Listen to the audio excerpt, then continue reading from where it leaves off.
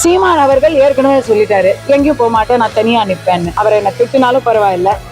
எல்லாரும் சேர்ந்து மக்களுடைய ஒரே ஆசை திமுகவை வெளியேற்றணுங்கிறது. அதை பண்ணிட்டு அதுக்கப்புறம் உங்களுடைய கொள்கையை பாருங்கன்னு நான்லாம் சொல்லுவேன்.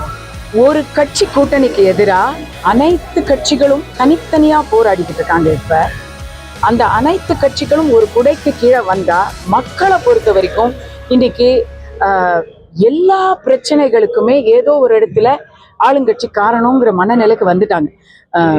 இந்த வெள்ளம் வந்துச்சு பாருங்க, இந்த வருஷம் நான் இதை ஆதாரத்தோட சொல்றேன், என் வீட்டு ரோட்லயே நடக்குது.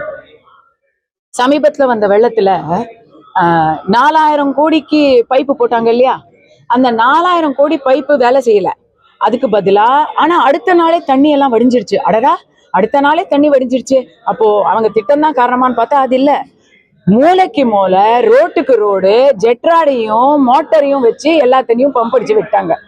அப்ப அதை பேசாம 4000 கோடிக்கு பம்பு மேஷினே வாங்கி போட்டுருக்கலாம். நீங்க இந்த மாதிரிதான் இது ஜனங்க எல்லாருக்குமே தெரியுது.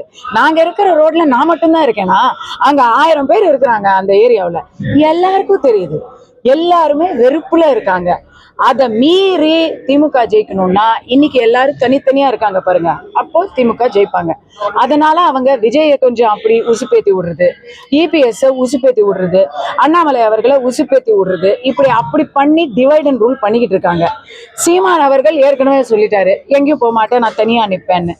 நான்லாம் எனக்கு நான் உள்ள போனப்போ முதல் ஆதரவு குரல் கொடுத்தது சீமான் ஐயா.